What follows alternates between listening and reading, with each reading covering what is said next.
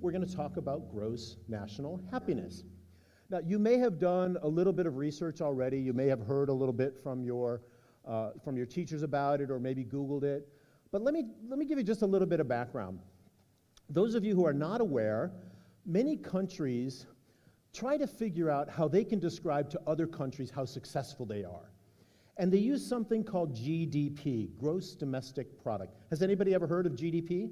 Anybody heard of it? Yeah, okay, cool. Now, GDP is a pretty basic concept, and what it means is a country looks at everything it does, like all the goods it makes, if it makes something, or all the services it does, like restaurants or banks or whatever, and they add up all of that money that they generate from doing those things. And that's called GDP, gross domestic product. And then they do something that's equally kind of interesting. They take that number and they divide it by the number of people that live in that country. And when you do that, you figure out how much each person is worth, okay, in that country. And when we look at that, that's called GDP per capita. Per capita means like per person, all right? So GDP is an important way that countries talk about themselves and prove how important they are or how good they are or whatever, all right? So just as an example, the GDP of Singapore, and you can look this up, it's online for any of your countries as well. The GDP for Singapore for 1 year is almost 400 billion US dollars, all right? 400 billion US dollars, that's a lot. And what that means is for each of you, each of us in this room today, we are worth about $72,000. Now, you guys aren't actually worth $72,000, you're worth way more than that. Just ask your parents, they will tell you there's no number you could put on you. But in terms of goods and services that are produced in Singapore, we're all worth about $72,000, okay? Now, hold that thought. Let's talk about Bhutan. Bhutan, as you may know, is a kingdom. It's up near Nepal, it's up near India. It takes about 6 hours to fly there from here, 5 hours or so. And it's very rural, and it's not very big. There's only about 700,000 people in Bhutan. Does anyone here know how many people are in Singapore? Anybody? How about you? Yell it out. 5.5 million, 5.5 million, exactly. Good job. So 5.5 million in Singapore, 700,000 in Bhutan. Yes, round of applause. Well done, well done. Gold star for your chart today, or whatever. Okay. So in Bhutan, they've done something different for a lot of years. Since 2008, they decided, you know what? We're not going to talk about GDP because we don't care about money that much. We care about something else called happiness. We care about people enjoying their life. So they created their own scale, gross domestic happiness, or gross national happiness, GNH. So just to give you an idea of the comparison of the value, remember I told you Singapore generates, what did I say, $400 billion a year. Bhutan generates about $2 billion a year, $2.5 billion. So it's a very small country. And it's a country that doesn't make a lot of stuff because people make stuff that they consume themselves and they don't send a lot of it outside. So gross national happiness is something, like I said, they started in about 2008, and it's one of the pillars of the government. The government wants its people to be happy, not just to worry about making money, or not just worry about getting a new car or whatever, like a lot of stuff we get caught up in, right? We want new cars, we want stuff, we want a new phone, we want this, we want that, we want a vacation. We want all that good stuff, and we like that stuff. But the government of Bhutan said, let's think a little bit more deeply. Let's think about actually being happy first, and then maybe we can get some of that other stuff later. So, this is my introduction here is almost done, and then we're going to get to the good stuff with our folks, with our guests in from Bhutan today. Last Christmas, myself and Max and Kate and my wife, Kat, we went to Bhutan for a holiday. And we had the privilege of getting to meet our guests today. And we spent a few hours with them learning and understanding what gross national happiness is.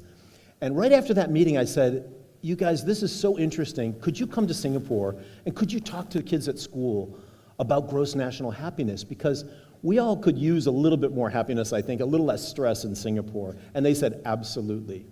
And then I mentioned it to Mr. Peterson. I mentioned it to the folks at XCL Education. Weirong is here today. and Mr. Rogov, and they said, excellent, we're going to do it. They said, we are going to fly them here, and we want them to come to XL and talk to you guys about what this means. That's how important we think it is. Now, this has never been done before in Singapore. They have never come here to talk to any group at all about gross national happiness. You are the first. Give yourself a round of applause for that.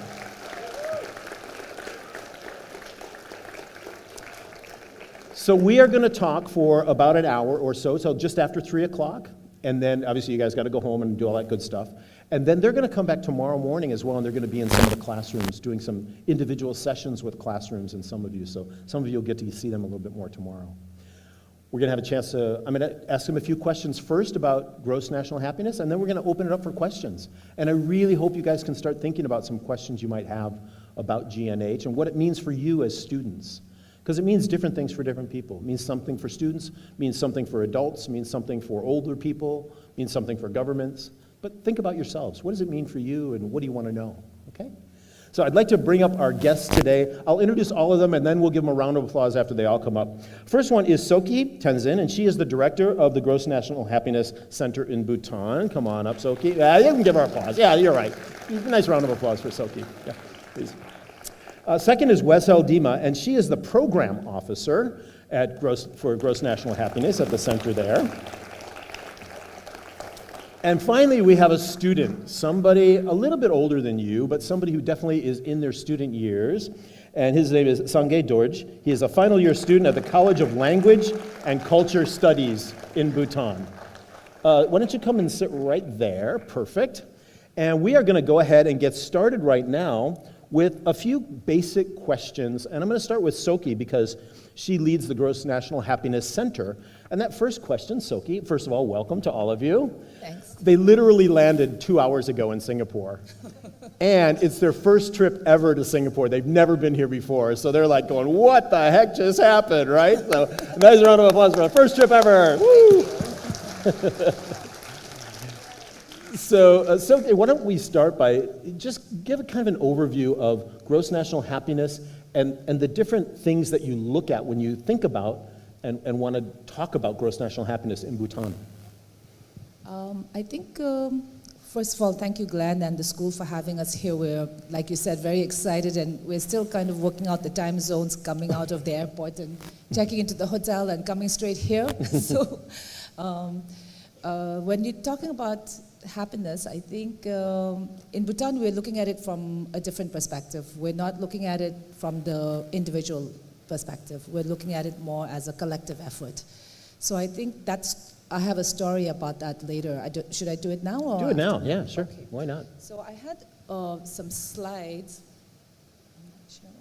So I thought I'd start telling a story first. I'm sure you've seen this in Bhutan when you were there. I think you showed it to me before, yeah. Okay.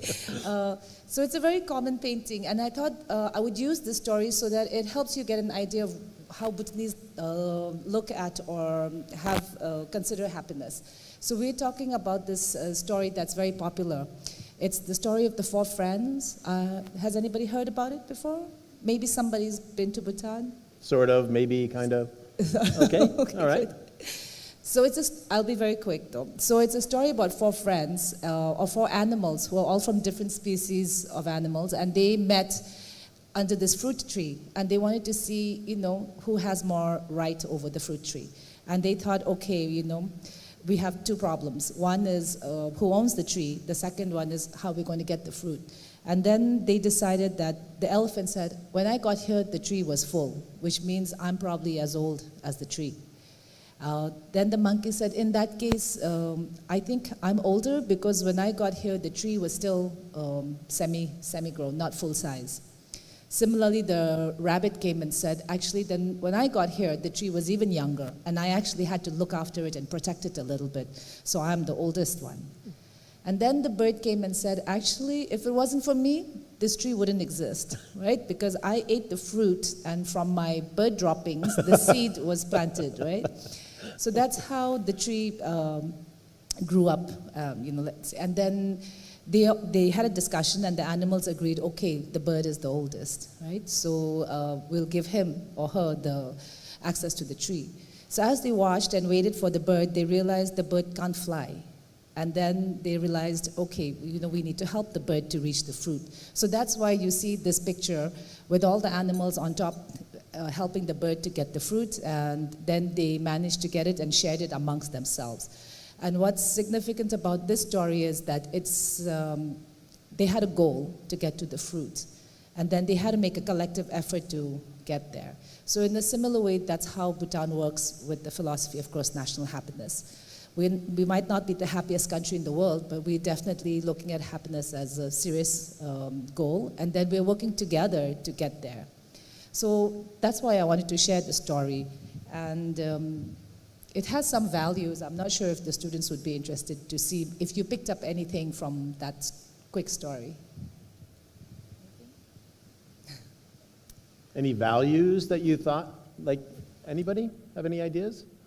Yeah. Ooh, that's going to be hard to hear. You know what? Come on down. Run down real quick and come to this microphone real quick. Oh, or better yet, come up on stage. Yeah, come on. It's okay.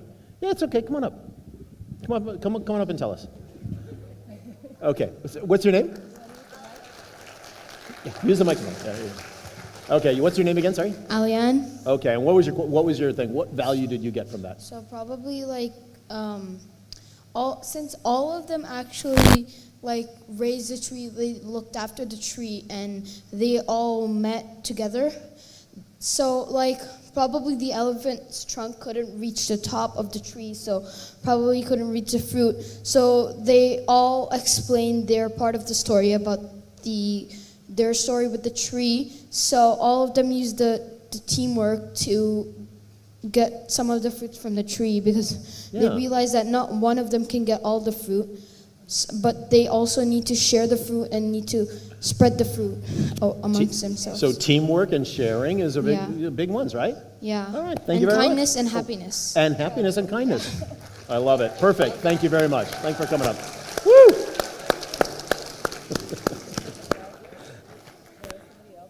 Oh, was there somebody else that had something? Come. Yeah, or maybe we can help them with the microphone down there so they don't have to come all the way up here. Maybe. Oh, thanks, Miss Murphy. Yeah. Tell you what, just go to not that we don't want you to come up on stage, but it's a little bit faster if you just go right there. Yeah. I think harmony, because like everyone's living together in such a way that they all benefit each other, but they're still not like claiming it. So they're living together happily, but like not attacking each other or anything. Great. Harmony. Yeah, very good one. Okay, perfect. All right. Thanks, Ms. Murphy. I think with that answer, I think he hit the nail on the head, right? Because those are the values that the story is focusing on. And we thought this story is quite relevant for a school, because these are the areas that you would have to work on as well. So GNH is all about living in a harmonious way and finding the right balance. And you can be from different places and be, in this story it's different animals, but you can be from different places, have different personalities, but belong to the same community and work together and learn to live in harmony. So that is a very good answer that he had, and it's pretty much the essence of GNH. Yeah. How many of you have lived in other countries besides Singapore? Like most of you probably have, right? How many of you have only lived in Singapore, or maybe were born here, only lived in here? There you go. So this is quite unusual. If you haven't thought about it or heard about it before, it's very unusual for a government to actually say, we want our people to be happy. We want our country to show respect for each other and cooperation and live together in harmony. We do some of that in Singapore already. The government promotes that a lot. But in Bhutan, they take it to a whole nother level, like on steroids, right? And in a way that is really core to the government, right? And that's what's different about Bhutan, and that's what's different about gross national happiness. Carry on. The first story, and now I think that was just to share the values and kind of have an understanding of what you need, what are the basic human needs, right? The next story is going into GNH. So Glenn did a very good job of explaining where Bhutan is and so on, so I'll might skip a few slides because you've cut my presentation in a good way. So this one is, Bhutan is also known as the land of the thunder dragon. So you have this And the villages look like this. As Glenn said, we are very largely a rural community. And in the year 1972, the third king of Bhutan got sick and passed away, and his son was 16 years old. And that is His Majesty the fourth king, Jigme Singye Wanchoo, who actually came to the throne as a very young adult. He was 16 years old. Maybe some of the kids here are 16. And you can just imagine trying to have that responsibility of running a kingdom. And the first thing that he did was, I decided I want to go and see my country. I want to go and meet my people. And I want to see what do they want. How can I help them, right, as a leader? And His Majesty, at that time, Bhutan wasn't connected by road, so you have to trek a lot. You probably trekked up in Bhutan a bit. So he went to all the 20 districts and met a lot of Bhutanese people and all the rural communities. And when His Majesty asked them what do they want, it was a very simple answer, and they all said, we want to be happy. They didn't have any demands as such. So at that time, as a young person, His Majesty realized that he needs to make something for Bhutan that is very organic, that is not going to be following the GDP model, because he had traveled and he had seen what the world outside Bhutan was like. And that's how the story of gross national happiness was born. And when he was interviewed at an international conference, by then he was a little older, so one of the journalists had asked him, what's the GDP of Bhutan? It's like how Glenn was asking earlier. And that time His Majesty said, gross national happiness is more important than gross domestic product. And I think at that age, His Majesty was very far-sighted and very wise, because he knew that, this very great economic development comes at the cost of sacred environment. And in Bhutan, we are very much connected to the environment and nature. So this is how the story of GNH took shape in Bhutan. Yeah. Great. Nice. Very interesting, huh? Yeah. And the current king, this is the current king, right? The fourth king. This is his dad. Yes. Right? And the current king now, he is also quite young. He's in his 40s, yes, early I think. 40s. Right? And he and his wife, the queen, also are very much in line with gross national happiness, right? And promoting that. Yeah. Yeah, Okay. sure. So during the fourth king's time in the 70s, when he first decided that GNH is going to be how Bhutan's going to design its development framework, he came up with the 4 pillars. And these 4 pillars basically talk about socioeconomic development. So GNH isn't against GDP, but more finding a suitable way to grow. And also looking at the conservation of environment. His Majesty is a very strong environmentalist. He recently won an award also from Japan for doing a lot in terms of environment. And we have the third pillar, which is good governance, so that there's a lot of accountability, responsibility, transparency from the government side also. And then the last one, which is the preservation and promotion of culture. And I think that's why we also wanted to show you what we wear in Bhutan, and kind of, since maybe the students haven't been here before. So this is why we take a lot of pride in coming and talking about GNH. And also an interesting fact is Bhutan was never colonized, so we've been able to maintain our culture to a certain degree, and we've realized that being a small country, it is very important to have your national identity. So these 4 pillars were what His Majesty the Fourth King came up with. And think about if you had your own country, if you were the king or queen of your own country, what would you care about? What would you want your citizens to care about, right? And the king had that opportunity to do that, and he decided these are the things that I think we should care about, that we should promote as a country. And just, you can think about that tonight or even tomorrow if you see these guys around school, you can chat with them more about it. But what would your priorities be, right? Okay, free Wi-Fi, free whatever it is you want, right now. But think bigger than that. Think bigger, what would make people happy? What would make your country run better and smoother, right? And that's the opportunity the king had, and he decided he was going with these 4 different pillars, which I think is fascinating. And not too many people get that opportunity, right? And I think as an example of that, the fourth king also demonstrated great leadership qualities by giving the throne to his son. And this is the king And in the this is center. the current king, the Yeah. one that you were referring to earlier. So because of the values of GNH, I think His Majesty also wanted to show that you have to lead by example.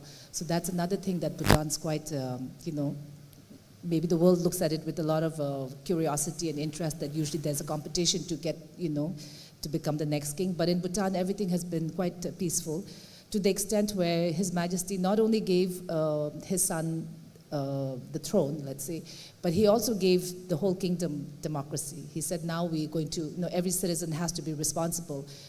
So we have transitioned from a monarchy to a constitutional monarchy, and now we have political parties, campaigns, things like that, yeah. And we're still learning about that. Awesome. You know what, can we take a break right now? Can you guys show us your national costumes that you're wearing?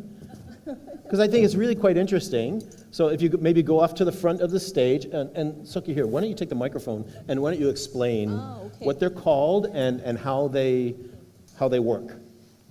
So what Wessel and I'm wearing is what you call a kira, and then you have the teko. So this is what the woman would wear in Bhutan, and also the school children. But as you have a uniform, similarly in Bhutan, the schools have a uniform, but that isn't the national dress. And what Sangye is wearing is called the go. I think the former Prime Minister has said it is the world's biggest pocket, and you can carry many, many things, including Hold up what you've got in precious, there, Sangye. precious cargo. You can even, some men carry their babies in there, so yeah. It's a big pocket. It's a big pocket. Great. And why do you guys wear this? Why? And having been in Bhutan, I can tell you, most everybody does wear these still, even today. It's part of our culture, one of the cultural values that we have called Jilam Namja, which is the code of conduct, let's say, how citizens would behave. I'm sure here also there must be some etiquette for citizens, and like when we go to a government office or to a monastery, then we would wear, this isn't the full dress, we also have some other accessories that have to be worn with the national dress, but this would be our formal office wear, or our formal, going to the temples and things like that. And also for weddings, we would wear something very, very much the same, but much more ornamental. So, and it's a very strong way to stick to our tradition and our culture. And a lot of our clothes are hand woven, and they're very unique pieces, so that makes it very special also, I think, yeah. Yeah, nice. Okay, great. Thank you very much for giving us a little demonstration there. And later on, later on, you can come up afterward if you want to come up closer, or if you see them tomorrow, you can come up and have a look. The stitching is really beautiful, and like you said, there are so many different ones out there. Yeah. Oh, give us a fun fact. Yeah, so you've been to the capital of Bhutan, right? I've been to this Thimphu, intersection. yeah. It's the only one. Yeah. It's the only intersection in the capital. Yeah, and this is on the busy day. And it's interesting that we don't have traffic lights. And I thought that would be something interesting, because when we got off the plane here, it was, we had to figure out how to get things done, get the free Wi-Fi and put your, your clearance, immigration, and it was very fast. And in Bhutan, we have no traffic lights. So if you come to the airport, I think, Glenn, you would spend a little more time than you do in the airport here in Singapore. So that's just to show you maybe how different we are as countries, that we're still, our lives are still very much slow, and our traffic is guided by a police officer who's trained in maneuvering traffic. And this is the only junction that's there, that's very crowded, yeah. I picked them up today at their hotel and brought them here, and they had just arrived, right, from the airport, and their eyes were about this big the whole time we were driving up the CTE, coming up here, just all the cars, all the traffic. And I don't want to embarrass him, but Sangye, this is his first trip overseas from Bhutan in his life. It's the first time he was ever on an airplane and everything. So yeah, like huge proppers for him. I think that's thanks to you and the school for organizing it. So because of you, Sangye is here today. So the countries are very different, as you might have already guessed by now. And this is Thimphu. This is the capital. This is downtown. This is what the downtown of the city looks like, right? This is it. It goes a few blocks the other way as well, but this is the size of the capital city of Thimphu. I had some other slides earlier about the population, but you covered that, so I just skimmed okay. past it. Yeah, good. That's okay. Good. I think the other, maybe something interesting is the fourth king said that G&H is more important than GDP.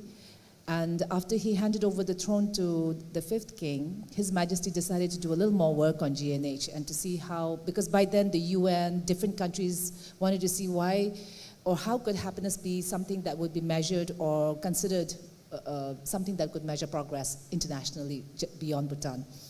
And I think between 2006 and 2008, or maybe even before that, the world might have been looking at developing artificial intelligence and having all this social media coming up, whereas Bhutan was quietly looking at, what can we create to measure well-being and happiness at a national level. And that's when His Majesty said that, now G&H is simply development with values, because today there's, a lot of crisis that we have, a lot of social problems that we have is probably because the value system is decreasing.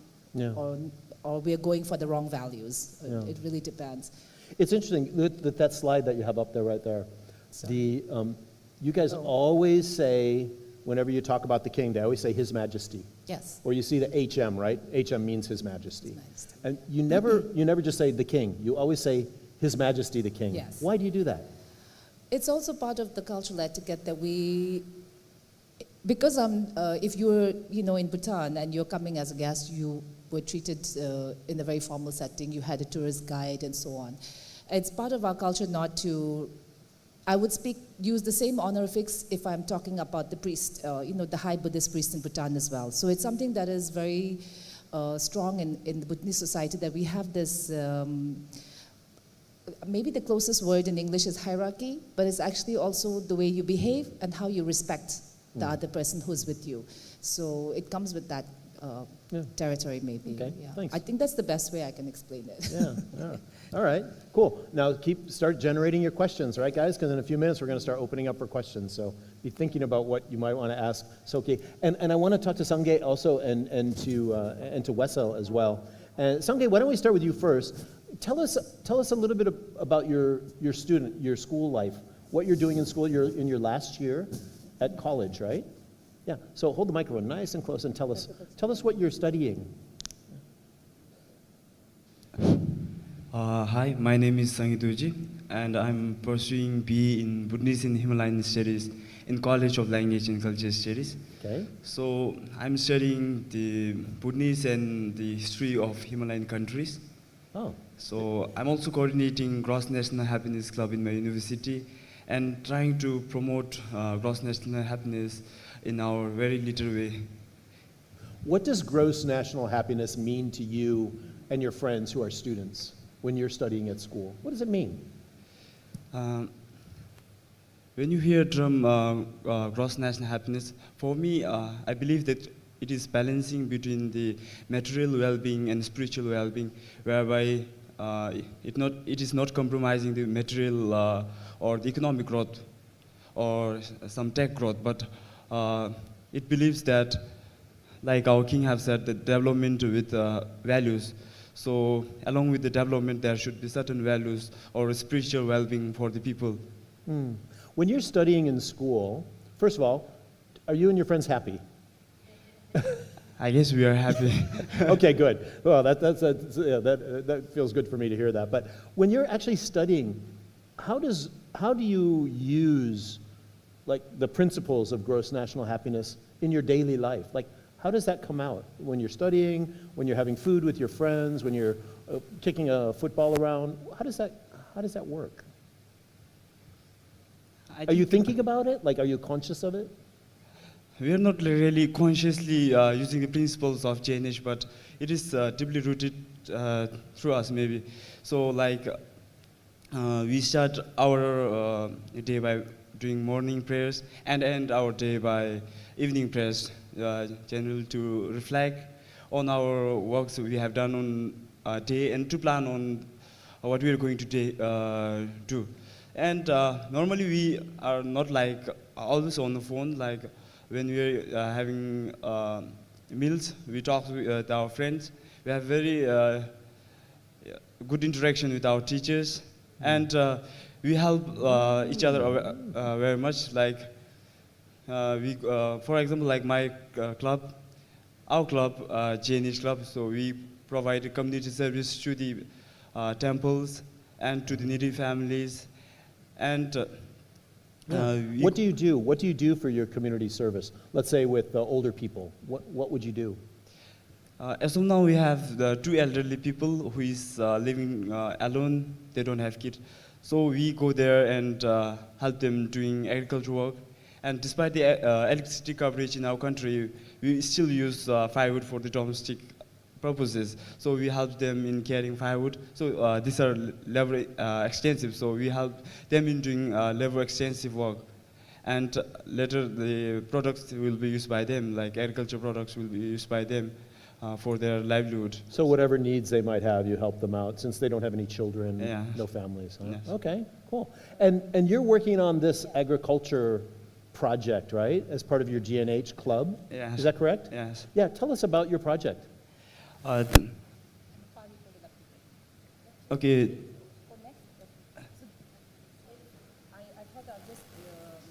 Show the picture of how the students in the college actually, contribute to one of the domains of community vitality. And this they do through student activities and volunteering for services like the reconstruction of the temple. That was the community temple, and they're repairing it and restoring it. So they actually volunteered to carry a lot of stones, stand, and things like that. So they have to carry those big stones? Yeah, and then we do that also because because it's largely a Buddhist country, so we also believe that the more good deeds you do, maybe your next life will be better. So it's about collecting good karma, let's say. Yeah, the Buddhist belief, yeah. And what else do they do? This is the other slide that Sangdi was talking. Okay, so tell us about this. This is your project, right, that you're working on, right? This is it's not our project, but it is my friends providing community service to the 2 elderly people in our community. Oh, for the elderly people in the community. Yeah.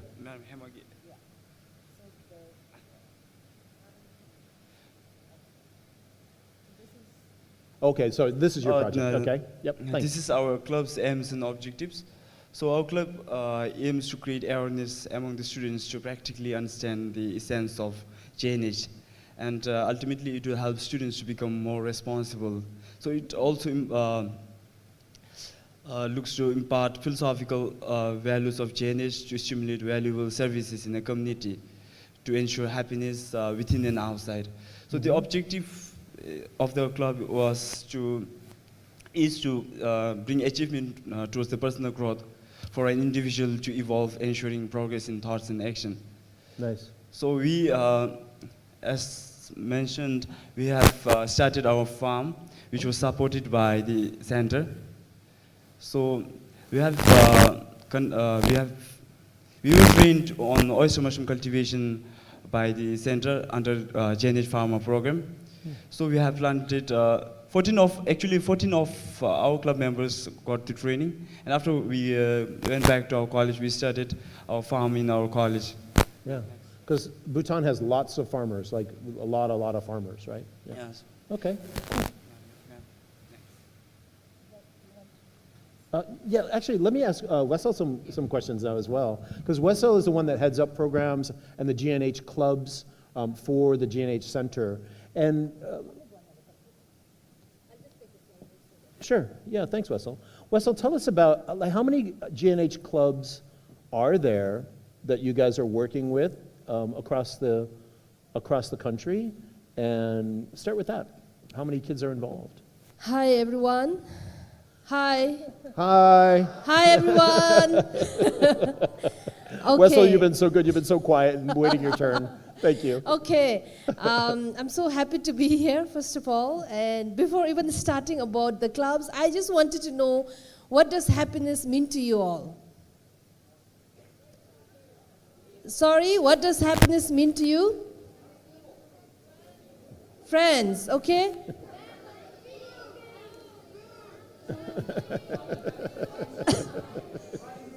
Friends, food, money, and what else?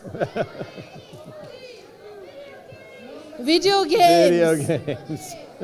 Okay, thank you so much. I think I heard you all, some saying money, food, friends, video games. So Why I asked this question is I actually wanted to let you all know that the happiness that we are talking in our country is not the happiness that is temporary, okay?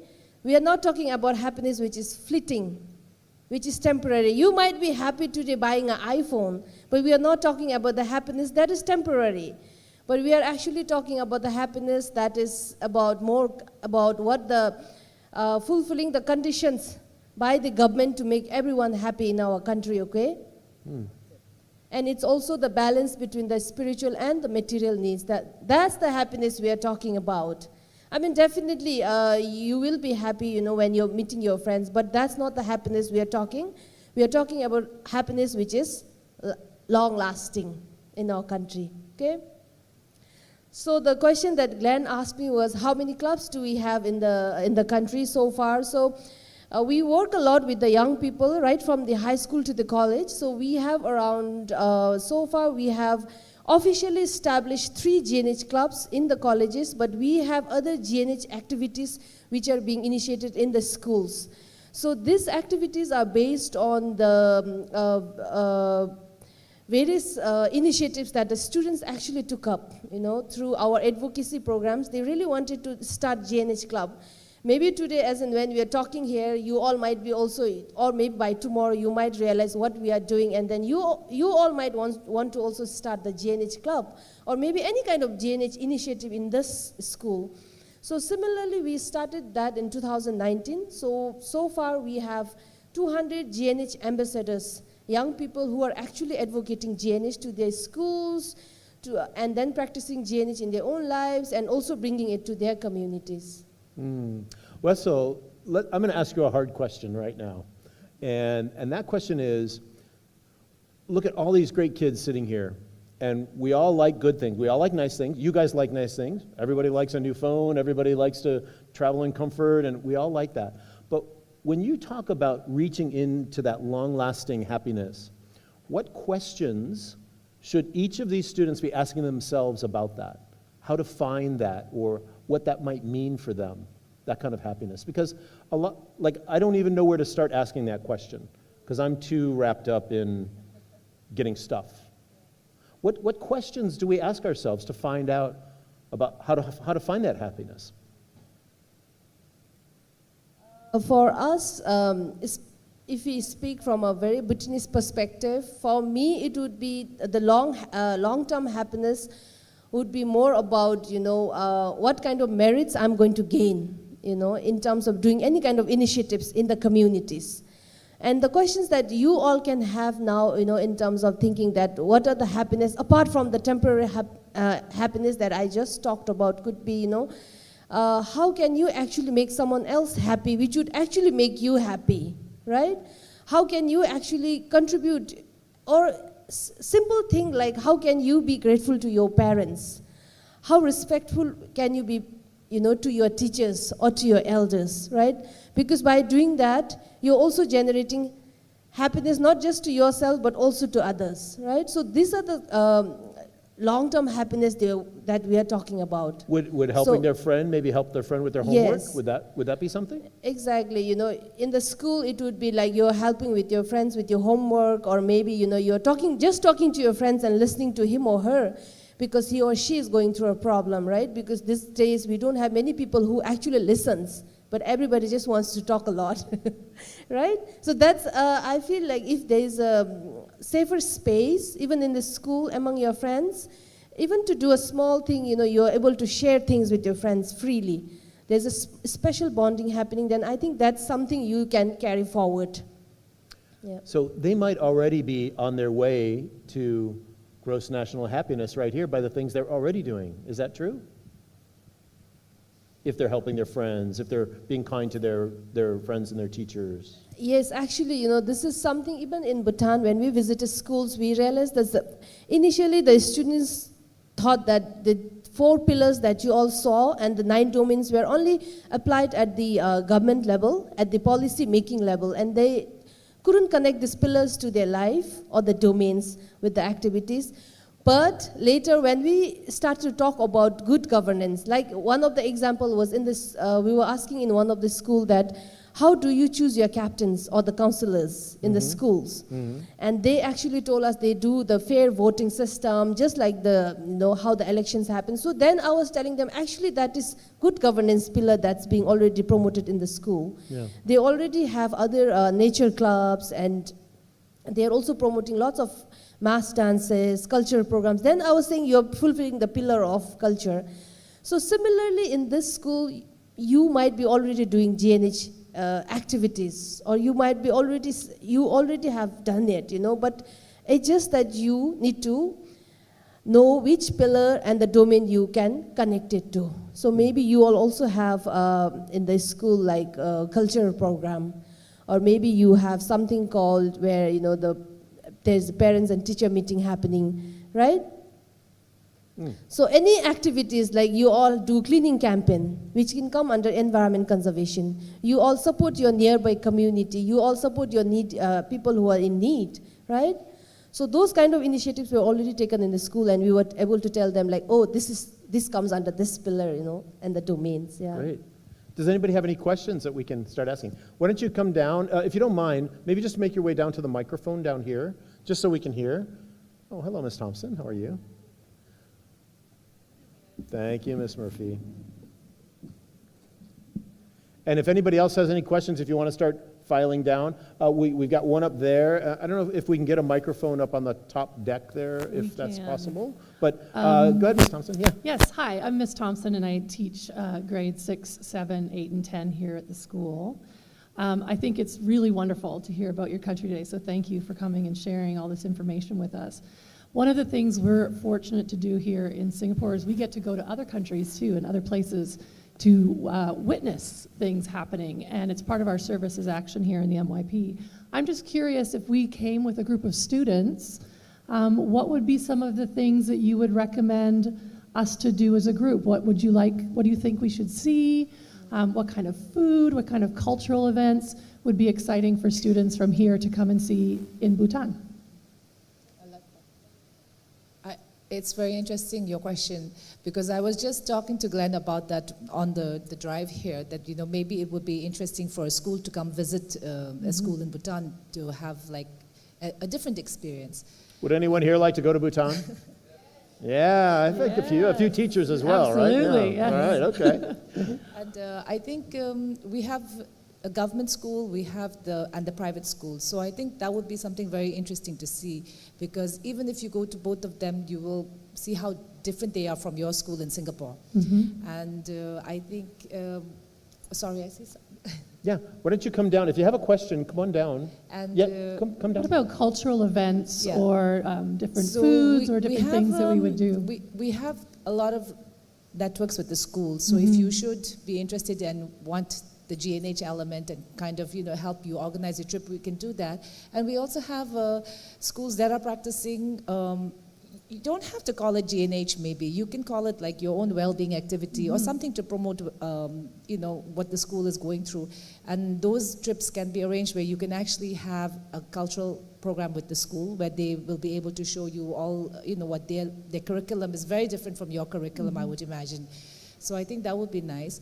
And if you like, you can also visit the school and try on their national dress and see, how that feels as an experience to go to school wearing, a different national dress or something like that. Yeah. That sounds wonderful. There's Thank you. lots to see. I mean, Yeah. Bhutan is full of wonderful nature, right?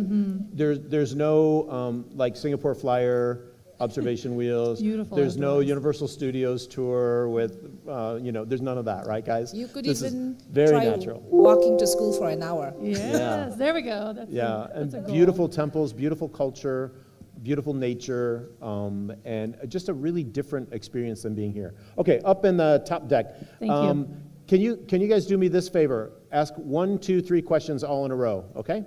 And then you guys can sit down. Whoop. And we'll get it turned on for you.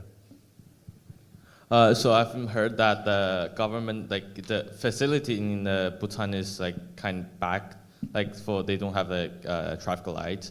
Will the government try to make some new technologies to make the GNH higher? Okay, so how do you use G&H? Okay, next question. how do we know if we're truly happy? Like, what defines the happiness? Ooh. Like, maybe I can say I'm happy, but then I'm not really happy. Or like, I just show people that I'm happy. Great question. And third question? What is the projected growth of GNH in like 15, maybe 20 years from now? All right, great questions. Thanks, guys. Technology, how is GNH growing? What are some of those, how do you measure it, the success of it? I think the three questions were three domains. One is probably related to the domain of good governance or socioeconomic development. One is Measuring GNH? psychological well-being, I think. You're showing the world that you're happy, but maybe you're not happy, so that's got to do with your psychological well-being. Thanks, Patrick. And the last question, I'm sorry. How is GNH going to grow? Oh, yeah. So we did the recent survey, and I'll just show you the slide. Sorry, this is... we had... The latest GNH survey was done in 2022. Yeah. So this is the results of the most recent survey, and it's done every 5 years. There's a lot of numbers up there. Yeah. All right, break it down for us. Give it to us as cleanly as you can. So the survey is basically done every 5 years. This one took 4 months to complete. The And one that you was go done, around the country, right? Yeah, and Survey. you go to all 20 districts. It's 1% of the population. The one in 2010 took 6 months to complete. So the one in 2022 took 4 months to complete. And the total number of people that they interviewed and received a response was over 11,000 people. And the results of the survey very quickly are divided between not yet happy, happy, deeply happy, meeting the sufficiency rate to be considered a happy nation, that things are on track, right? So I don't know if you can see. So in 2020, the happiness of Bhutan was 40.90%. And in 2022, the percentage went up to 48.10%. Personally, I myself was very curious to see during the pandemic and all the health issues, how would the survey be impacted? But our government did very well in terms of health monitoring, providing facilities, the vaccinations, getting all that done, and also preparing people mentally for what the lockdowns, might have an effect on you. So the survey responded very well, with 48% people saying they were happy, and the highest scoring domains were health and living standards, and also the amount of advocacy the government did and things like that. So this may be answering the question for the projection. Yeah. So it really depends, and it's the GNH that we're talking about. You really can't say, okay, next year it's going to be 100% or 60%. That doesn't work, because the survey itself is multidimensional, so it looks into a lot of factors that will pertain to an individual's happiness, and that actually goes up to the government level, at the national level. So it'll have very many layers. So you've done this survey a number of times over the years. You have a total of about 10% or 11% of the population. 1%. 1%. Yeah. Sorry, gets surveyed Yes. across the country. Yes. Sometimes you got to walk for days out into the Yes. countryside to talk to a farmer or people that are very remote, as well as people in the town, right? So I guess to answer that question, there are different ways, different questions they ask about different elements of people's Yes. life, right? Yeah. To gauge if they're happy or not. I mean, it gets pretty complex. We might not have the time to go into all the depth of the actual survey itself, but it's pretty comprehensive. And you've done the survey, what, 4 or 5 times now since? 3 times since Gross National Happiness was started? What if you consider the 2008 pilot survey, but the officially recorded and reported survey was in 2010, then Yeah. 2015, and most recent one, it was just launched just before we came here, actually, the week before we got So here. you're still building your data Yes. sets on the effectiveness of it, right? And the data will look at, under psychological well-being, you're going to ask questions about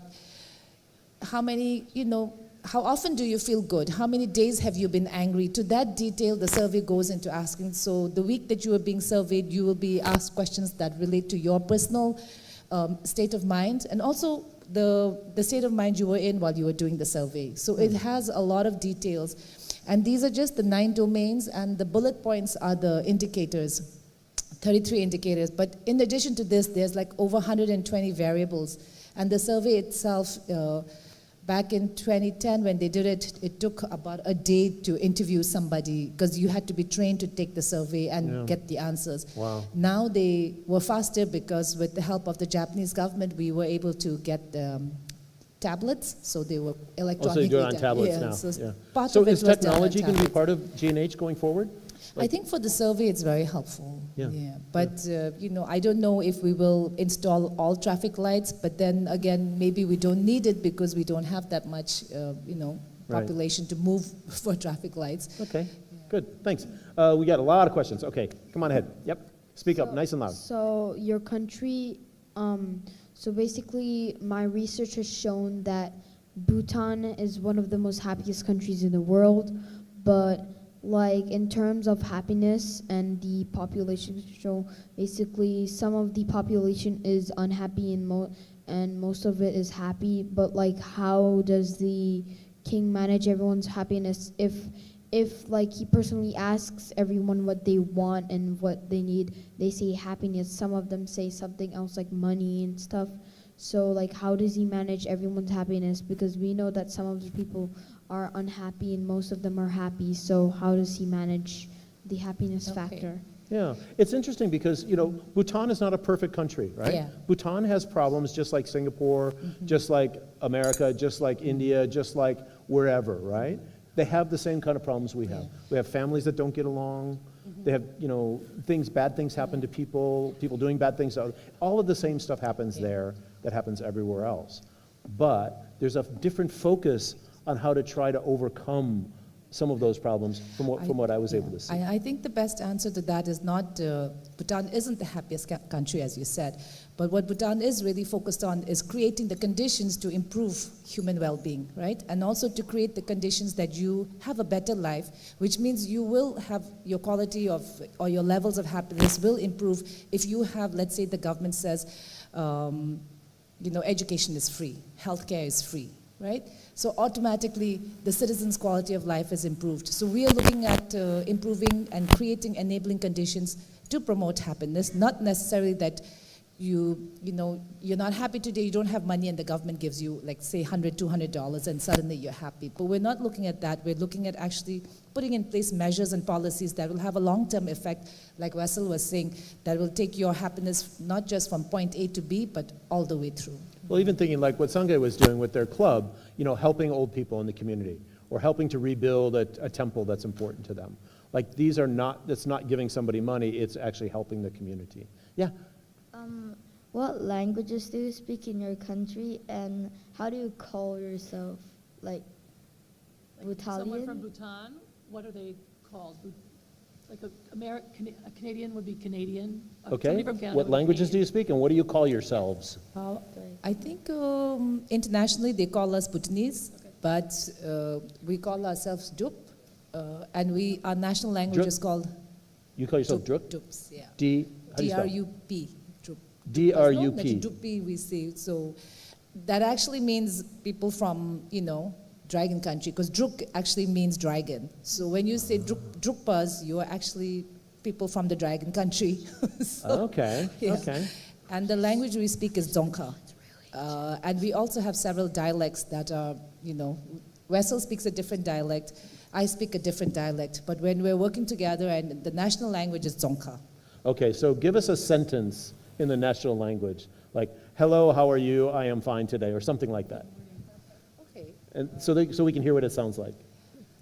Kuzuzangpo, that is saying hello, but that actually means to your good health in Dzongkha. So we are not Okay. just Say saying it hi, again. hello. Kuzuzangpo. Guzuzampo. Kuzuzangpo. Okay, everybody say, Guzuzampo. One more time, Guzuzampo. You're speaking Bhutanese, isn't that awesome? Great job. Okay, and what else? Oh, go ahead, yeah. What is Bhutan's religion, and what is their language? What is Bhutan's religion? Okay, religion. Yeah, you want to talk to us about religion? Thank you.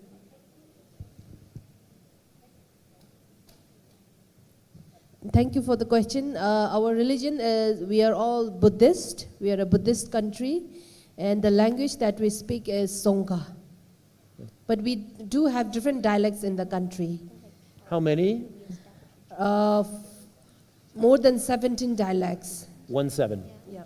Why? Why do you have so many different languages around the same language?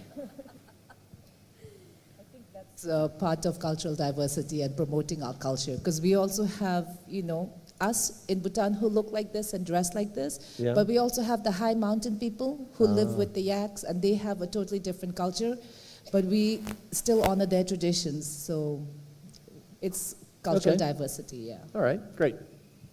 So suppose that like I'm interested about like GNH and everything, because I am. And what if I want to establish like a GNH club in this school? Like, are you willing to help us with it? Like, how do you recommend this? The previous school in Thailand also asked us a similar question, that if the school is interested and they come up with an idea to do it, would we help them? And we said, yes, we'd love to help them, but you know your school better. You know the problems of your school better than we do. So the first step would be to identify the problem that you want to deal with, and then we help you identify how to use the nine domains, the 4 pillars, and put that lens on your project and see how we could help you out with that. So we'd love to, work together. Thank you. Nice. Okay, So in Bhutanese... come down a little bit closer to the microphone, yeah. So in Bhutanese schools, does the school or the government kind of like implement the GNH into the educational system? Yeah, I think so, because first of all, education is provided free for all citizens. So it is as a Bhutanese, your right to be educated. And you will also have all your uniforms, up to a certain extent, even your school books in Bhutan are provided and recycled. So you don't buy a new book all the time, but you try as much as possible to recycle the books and things like that. So those are the small steps the government takes to ensure GNH is applied in the education sector, that every Bhutanese student has a right to study. And similarly, we don't just have schools, but we also have monastic schools. So if you want to practice to become a Buddhist monk, then that is also taken care of till life. And you always have, like an army person also. The monastic monk will also be educated free. His healthcare will be taken care of, his education, his needs, everything will be looked after by the government. And then also not just for the monks, but also for the nuns as well, right? Yeah, so if you're male or female, you can go into that if you want. How often do you guys go to the temple? How often do they come to Singapore? No. Oh, how often do you go to the temple? Sorry, excuse me. Okay, well, we go quite often because there's temples everywhere in Bhutan, so they kind of remind us to be a little mindful. So if there's a holy day or there's a religious day, then we make the effort to, even if it's a 5-minute visit, you make a quick offering and you offer a quick prayer.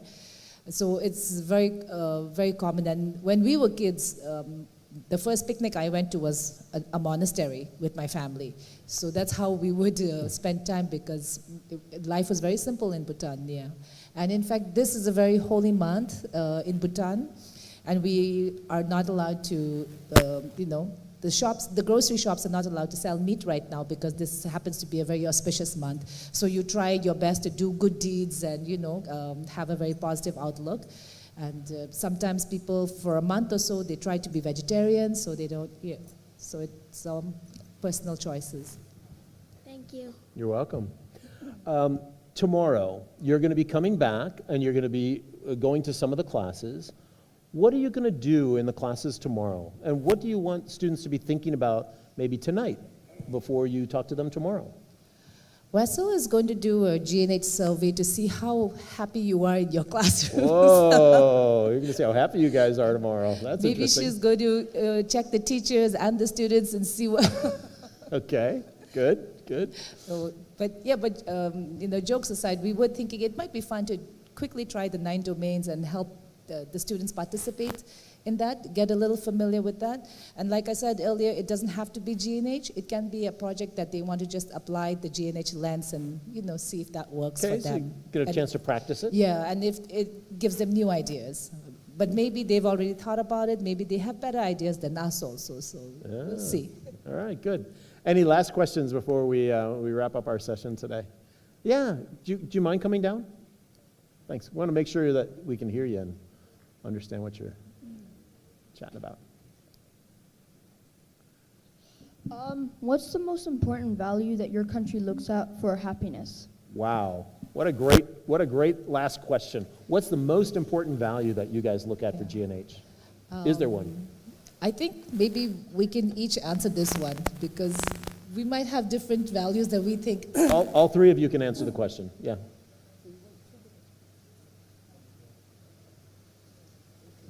So for Sangye, it's volunteerism through community. Volunteerism, yeah.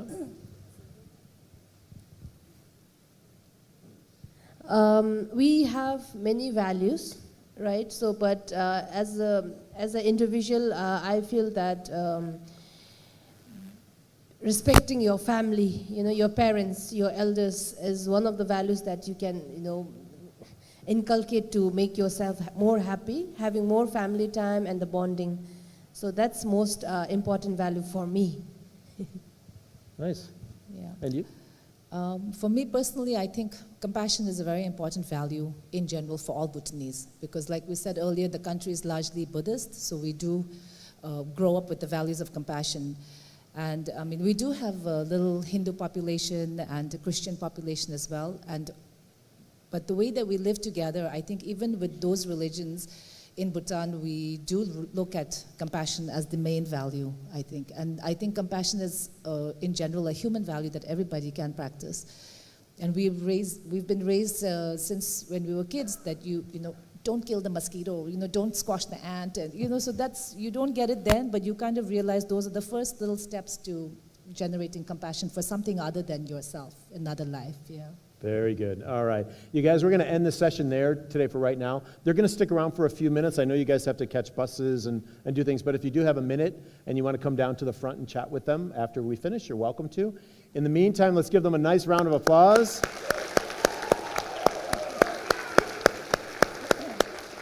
And we're going to do a group picture. Everybody up for a group picture? Oh, sorry, Mr. Peterson, would you like to have a... Okay. All right, everybody stand up for your group picture. Say again? We want to leave something for the school. Oh, okay. Let's do the picture then. So we're going to do a picture, and then we got a couple more things to do, so don't go away yet, all right? Come over here, if you guys. You guys ready? All right. I think we can see just about everybody. Oh, yeah, this is a good-looking group. Good-looking. And why don't you come here? Yeah. Yeah, okay, come a little bit closer, Whistle. Oh, looking good, you guys. Okay, here we go. Ready? And, sorry, wait. And 5, 4, 3, 2, 1. Okay, one more. I got to take the shutter. Okay, here we go. And 5, 4, 3, 2, 1. All right, beautiful. Okay, everybody sit down for one more minute. Tsoki is going to present something to everybody. Okay, quiet down, everybody, for just a minute. What did you do to... Mr. Peterson, will you come up, please? Just as a sign of gratitude and our appreciation, we wanted to offer something to the school from our side. And if you don't mind, I'd like you to open it. Wait, can you hold, go again, yeah, right there. All right, look at me, please, Mr. Peterson. Whoops. You remember the story of the 4 friends that I spoke about earlier? Yeah, you can just take this out. Why don't you stand? I'll take the picture. I also wanted to add that the 4 friends actually represent different parts of yourself. So the elephant represents your body, and the rabbit represents your restless mind, because you can be very active and not concentrating. Yeah. Then you have, yeah. Okay, look at me, Tsoki.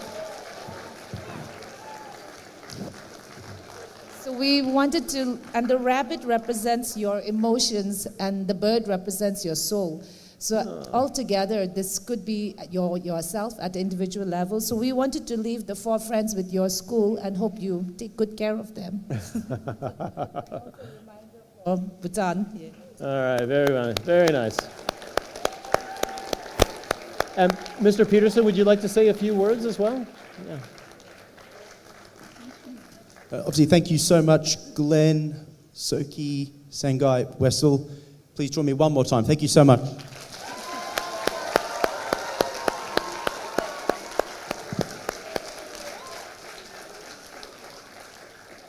I think it certainly gives you all a lot of perspective, and it is part of obviously our mission statement, just the importance of being happy. And when you're happy, you feel good about yourself, and we want to feel good about ourselves.